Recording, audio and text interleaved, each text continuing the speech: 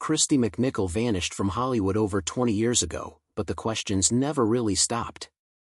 She was the Emmy-winning girl America loved, the teenager who carried hit shows, and the young star who seemed built for a lifetime on screen. Then everything changed.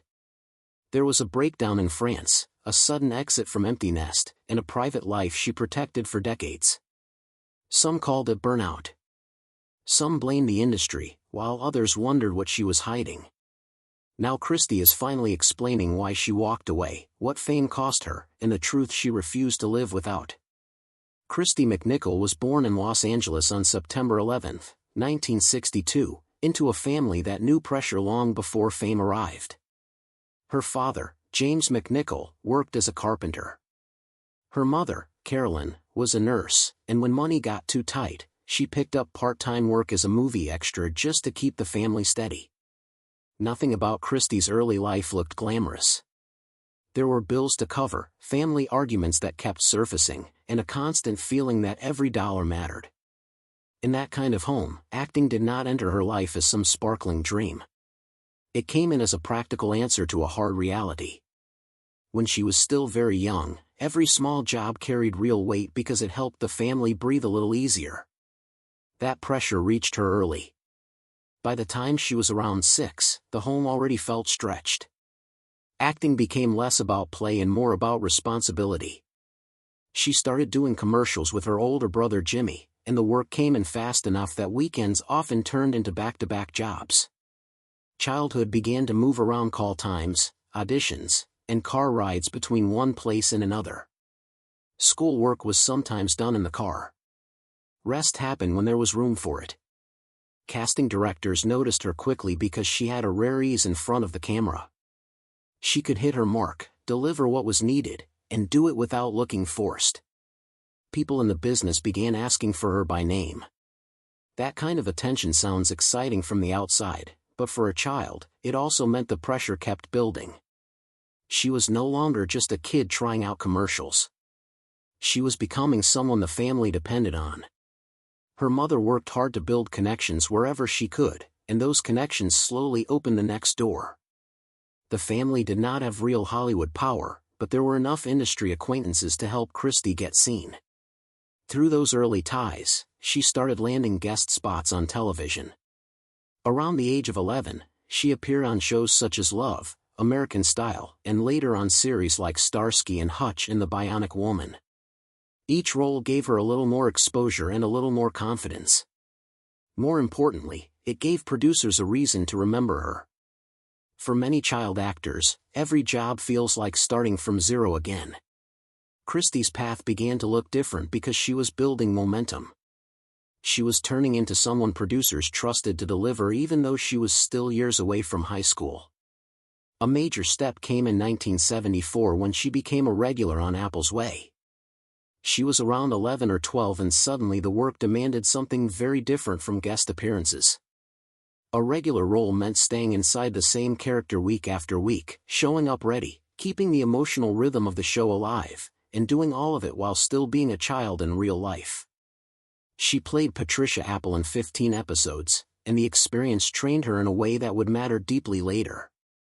She learned how to carry continuity, how to keep a character believable over time, and how to work with the discipline a series demands. That training became the bridge to the role Hat would change everything.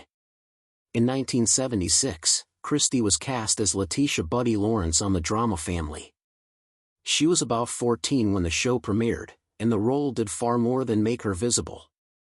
It placed her at the emotional center of a series that dealt with divorce, death, growing up, and the pain that often sits inside ordinary homes. The scripts gave her heavy material, and she handled it with a truth that felt startling for someone her age.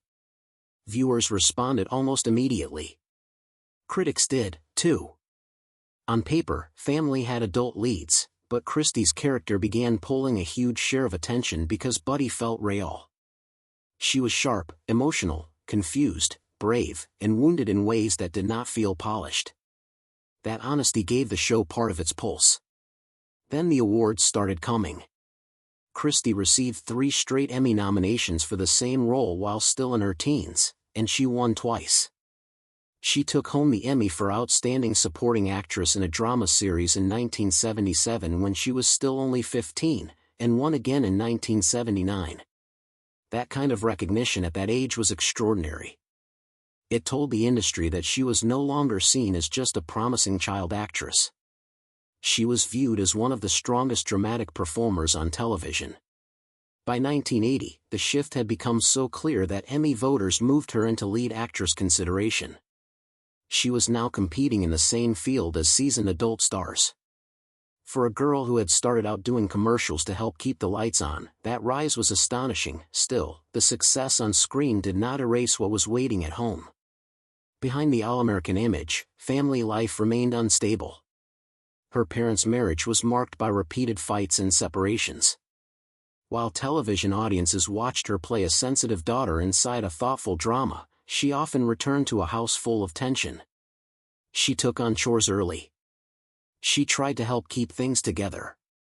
She learned how to calm situations before she was old enough to understand what that role could cost her. The split between her public life and private life kept widening. Millions of people saw a bright young star. At home, she was carrying strain that had no easy outlet. The emotional whir from those years did not disappear. It stayed with her and quietly grew. At the same time, fame kept expanding. In late 1977, she appeared on the Carpenters' Christmas special and sang alongside Karen and Richard Carpenter. For someone mainly known as a dramatic actress, it was a surprising move, and it showed how widely the industry believed her appeal could stretch. Soon after that, music became another path the business tried to build around her. In 1978, she and Jimmy released the album Kristy and Jimmy McNichol through RCA. The project was produced by Phil and Mitch Margot of the Tokens. Their version of He's So Fine made it onto the Billboard Hot 100, even if it only reached the lower part of the chart. The push around the album was still serious. They were sent out to promote it, including appearances in places like Studio 54. For a teenager, that world must have felt strange and fast, full of adult energy that did not leave much room for a normal sense of growing up. Her film career was rising just as quickly. In 1978, at 16, she made her feature film debut in The End, acting opposite Burt Reynolds and Sally Field. It was a clear sign that Hollywood saw value in her beyond television. That same year, she starred in Summer of My German Soldier, playing Patty Bergen in the television adaptation of Bette Green's novel. The role demanded emotional depth and moral complexity, and she delivered both. Critics noticed how mature the performance felt. She was no longer just the girl from family. She was becoming a serious young actress who could carry difficult material in different formats. That momentum continued into 1980 with Little Darlings, where she starred opposite Tatum O'Neal in a story that drew huge attention because of its subject matter. The film centered on two girls at summer camp making a bet about who would lose her virginity first. It stirred outrage in some places, yet it found a large audience and became a commercial success. Even reviewers who disliked the premise often praised Kristy's performance. Around the same time, she won the People's Choice Award for Favorite Young Motion Picture Actress, a sign that her connection with audiences was strong beyond critics and awards voters. She had become one of the most visible young stars in America. The industry treated her that way, too. She moved into bigger projects and larger paydays. In The Night the Lights Went Out in Georgia, shot in 1980 and released in 1981, she worked alongside Dennis Quaid and Mark Hamill. Reports from that period described her receiving a six-figure salary, which was a striking amount for a teenage actress. Then came Only When I Laugh, released in 1981, where she played the daughter of an alcoholic Broadway actress. The performance brought her a Golden Globe nomination for Best Supporting Actress in a Motion Picture. By the time she was still only in her late teens, she had already built a career most actors spend a lifetime chasing. And yet, the pace of it all kept taking something from her. Years of non-stop work had piled up. The emotional strain from childhood had not been resolved. Another burden sat quietly underneath everything else. She was privately trying to hide that she was gay during a period when being open about that truth could damage a career, especially for a young actress sold to the public as the perfect girl next door. Every interview, every photo shoot, every public appearance required control. Every answer had to be measured. The distance between the image and the real person grew harder to carry. That strain exploded in 1982. At 19, Kristy went to Europe to film Just the Way You Are, where she played a disabled flutist traveling through the French Alps in Paris. On paper, it looked like another important step forward. In reality, she arrived deeply exhausted. During the shoot in France, she later said she could not eat, barely slept, and kept waking up crying and shaking. Her weight dropped to around 96 pounds. Crew members saw her breakdown on set. Scenes that would once have been easy became hard to finish. The crisis was described publicly at the time as a chemical imbalance. But what people around her saw was a young woman reaching a point where she simply could not keep going. Production shut down with weeks of filming still unfinished and remained delayed for nearly a year. In an industry built on speed and control, that kind of halt made it impossible to hide how serious the collapse was. While she was falling apart overseas, another harsh blow landed back home.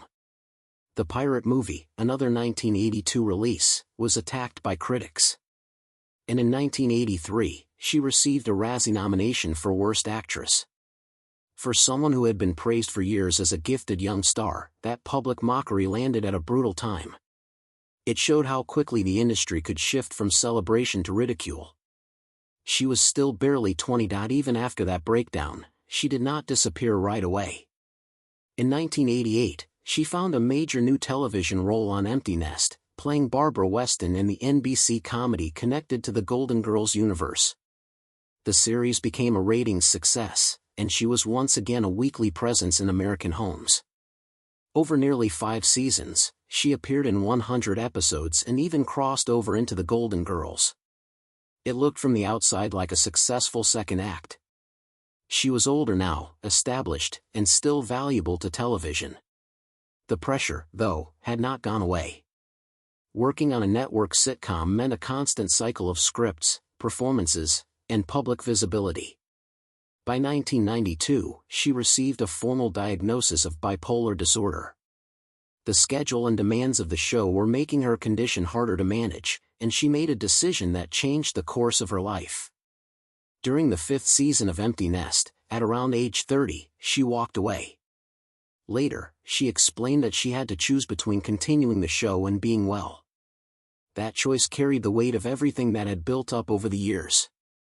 It came from a childhood shaped by pressure, a teen career run at full speed, and a young adulthood spent hiding parts of herself while trying to hold together a public image. She stayed away for most of the rest of the series, returning only once for the finale in 1995. That episode closed a screen career that had begun in childhood and had filled more than 2 decades of American television and film. After that, she stepped back from on-camera acting and moved toward quieter work, including voice roles in the late 1990s, such as Extreme Ghostbusters and Invasion America. Those parts kept her connected to performance while giving her the privacy she had long needed.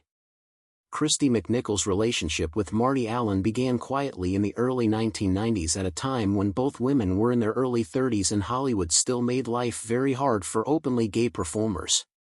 By then, Kristy had already lived through the brightest part of her television fame on Family and Empty Nest. What she wanted now was something far removed from studios, cameras, and red carpets. So she and Marty built a private life together in Los Angeles, shaped by simple habits that gave them peace. Their days centered on things like tennis, yoga, and caring for their miniature dachshunds. Year after year, that life grew stronger. By the time Kristy publicly confirmed her sexual orientation in 2012, they had already been together for about 20 years. In every way that mattered, they had already built the kind of lasting partnership many people only describe as marriage, even though same-sex marriage would not become legal across the United States until 2015. That quiet happiness came after years of strain that had taken a deep toll on Kristy. Back in 1982, when she was only 20, she suffered a severe emotional breakdown while filming Just the Way You Are in France. The collapse was so serious that production shut down for a full year, and she had to return to the United States for treatment. Later, Kristy explained that two painful pressures had pushed her to that point. One was undiagnosed bipolar disorder. The other was the constant fear that Hollywood would find out she was gay. So, while the industry had already made her a star and helped her win 2 Emmy Awards before she was even 18, it was also forcing her to hide a central part of herself. That pressure did not last for a few weeks or months. It stretched across the late 1970s and early 1980s during the very years when she was supposed to look successful, steady, and grateful in public. Because of that fear, Kristy and Marty protected their relationship with extreme privacy for many years. From the early 1990s until 2012, they never publicly confirmed they were together, even while fans and tabloids kept speculating about Kristy's personal life. During those 2 decades, Kristy stayed away from talk shows, avoided red carpet appearances, and never built the kind of official social media presence that keeps celebrities constantly visible. Marty kept an even lower profile. To neighbors and people around them in Los Angeles, they often seemed like 2 women simply living a quiet life together. Most people had no real idea that one of them had once been one of television's most recognizable faces or that the bond between them had already lasted for years. That is why Kristy's public statement in 2012 surprised so many people. What she revealed was not a new romance. It was a life that had already been real, stable, and deeply rooted for a very long time. In January 2012, at the age of 49, Kristy chose to speak in a way that matched the life she had created. She did not sit down for a dramatic television special. She did not release a memoir. She sent a carefully worded statement and a photo to People magazine confirming for the first time that she was a lesbian and had lived with her partner Marty Allen for the past 2 decades. She said she wanted to be open about who she was as she approached 50. At the same time, she made it clear that the reason mattered to her. She wanted to help young people who were being bullied because of their sexuality. That gave the moment a deeper weight. She was not stepping forward to restart fame. She was stepping forward because she knew silence could hurt people who were still trying to survive the kind of fear she had carried for years. That same message also closed another door. Kristy's publicist made it clear in 2012 that she had no interest in returning to acting. So, for fans who hoped her coming out might lead to a comeback, the announcement carried a different truth. She was sharing herself, but she was not returning to Hollywood. In many ways, she had already left much earlier. She had stepped away from regular acting work in the mid-1990s after her time on Empty Nest, and she had officially retired in 2001. What the 2012 statement did was settle both questions at once. It answered the long silence around her private life, and it confirmed that her life in entertainment was over. She chose the timing. She chose the words. She did it without gossip, without pressure, and without giving the industry one more chance to define her. Marty Allen remained a mystery to the public through most of this story, and that seems to be exactly how she wanted it. Born on January 1, 1960, she spent nearly all of her adult life avoiding the kind of spotlight that had followed Kristy since childhood. Some sources describe her as a former television personality, while others say she later worked as a teacher in clinical psychology and as an LGBTQ activist. Even so, solid public records are scarce, which fits the private life she chose. What people do seem to agree on is that she and Kristy began dating in 1991 and stayed committed to each other for more than 30 years. Even in the 2020s, many outlets still could not confirm whether they ever had a formal wedding. What stayed clear through every version of their story was something simpler and more meaningful. Their relationship was built on privacy, loyalty, and a shared way of living that had very little interest in publicity. That same need for peace helps explain Kristy's retirement. When her official statement came out in June 2001, it sounded calm on the surface, but the timing carried a deeper meaning. By then, she had already been gone from the screen for about 3 years. Her last on-camera acting credits had ended in 1998 with voice work on Extreme Ghostbusters and Invasion America. So when her publicist announced that she was ending a 24-year career and said it was time to play her biggest part, herself, the line landed with unusual force. Fans heard a graceful goodbye. People closer to the industry likely heard something firmer. It sounded like a woman drawing a line around the life she wanted to protect. Her exit had not happened all at once. It had been a long fading away. Kristy had already left empty nest back in 1992 after being diagnosed with bipolar disorder. And even though she returned briefly for the show's 1995 finale, her connection to Hollywood was already weakening. After 1998, there were no new acting roles for years. So, the announcement in June 2001 did not create the break. It simply gave a public name to something her audience had already been feeling. She had been disappearing for a long time, and now she was finally telling the world that the disappearance was real and permanent. When she later spoke about why she walked away, Kristy described the decision in a very human way. She said she had been on the big stage from around age 8 until age 30. That stretch covers the beginning of her commercial work in the early 1970s, her breakthrough years on Family from 1976 to 1980, and the intense film work that followed in the early 1980s. Instead of talking in bitter terms, she explained that she wanted to find out what else there was in life. That line says a lot. It shows that retirement was not simply an ending for her. It was also an opening. After decades of being watched, directed, judged, and marketed, she wanted the chance to live without performing every version of herself for public approval. That wish shaped the life she created after Hollywood. One of her most surprising choices was going back to school to study hairstyling. For someone who had won Emmy Awards before turning 20, sitting in a classroom later in life to learn a practical trade must have felt like a complete shift in identity. Yet that was part of the point.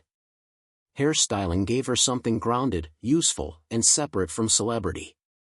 It offered a way to work without being measured by ratings, gossip, or public curiosity. It gave her room to exist as Kristy, not simply as Kristy McNichol, the actress. Even so, she did not fully leave performance behind. She just moved to a different place within it. Instead of standing under studio lights, she began teaching acting at a private school in Los Angeles. There she worked with younger students, including children and teens with special needs. In that setting, she could still talk about scenes, characters, emotion, and craft. But the atmosphere was different. There were no executives watching numbers. There were no headlines waiting outside. She could pass on what she knew while keeping her own life private. That balance seems to have mattered deeply to her. She stayed connected to the art while freeing herself from the machinery that had once shaped every part of her public identity. By the late 1990s, her everyday life had changed so much that it almost read like the life of another person.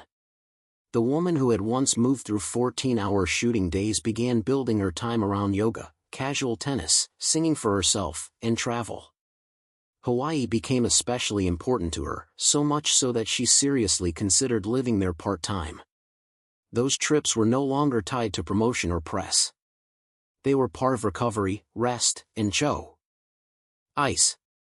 After years when travel meant work, image, and constant visibility, she began protecting these quieter rhythms very carefully. Her public presence changed, too.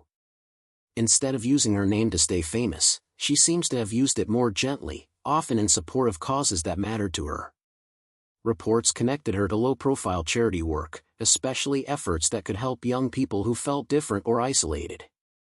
That gives her 2012 coming out in even clearer shape. It was not a move toward a louder life. It fit a pattern she had already been living where whatever remained of her public voice was directed toward protection, not promotion. At home, that quieter life had its own small anchors. Her miniature dachshunds became a steady part of how people described her in later years. In some ways, those dogs almost replaced the old language of co-stars, sets, and productions.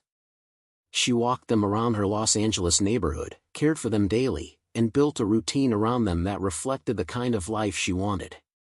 For someone who had grown up with agents, producers, photographers, and fans always shaping the pace around her, there is something moving about that image. The schedule became hers. The home became hers. The attention she gave each day went toward living, not toward being watched. Even after all that distance, the public never fully stopped watching. On July 20, 2025, more than 2 decades after stepping back from the industry, Kristy was photographed during a quiet outing in Los Angeles. The pictures quickly spread online, and much of the coverage focused on how she looked, how old she seemed, and how much time had passed. That reaction revealed something sad but familiar. She had left television in the early 1990s, retired officially in 2001, confirmed her private life in 2012, and still a simple walk in 2025 became a news item. For former child stars, the camera often keeps reaching long after they have asked for distance. Through all of this, the center of her life appears to have stayed the same. When she came out publicly in 2012, she explained that she had already been living with Marty Allen for about 20 years, which places the start of their shared life around 1991 or 1992. Allen, born in January 1960, is a little older than Kristy. And while Kristy spent her early years in intense public view, Marty chose a life built around anonymity. Together they created a home in Los Angeles without children, filled with travel, yoga, dogs, and a kind of calm that fame had rarely allowed. Kristy described their life as happy and serene.